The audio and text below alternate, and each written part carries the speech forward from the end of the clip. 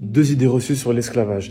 Les esclaves ont toujours été des Africains noirs et les esclavagistes tout le temps des Européens blancs. Ces deux idées reçues sont fausses et on va les vérifier aujourd'hui. L'esclavage a toujours existé depuis que l'homme est civilisé. Oui, il y a une contradiction entre civilisation et esclavage, je vous l'accorde. Toujours est-il que durant la Rome antique ou durant la Grèce antique par exemple, les esclaves étaient tout simplement prélevés parmi les captifs de guerre. On le voit donc ici, il n'y a aucun rapport avec la couleur de peau. Un autre exemple, durant le Moyen-Âge dans les sociétés européennes, les esclaves provenaient très souvent de peuples parlant slave.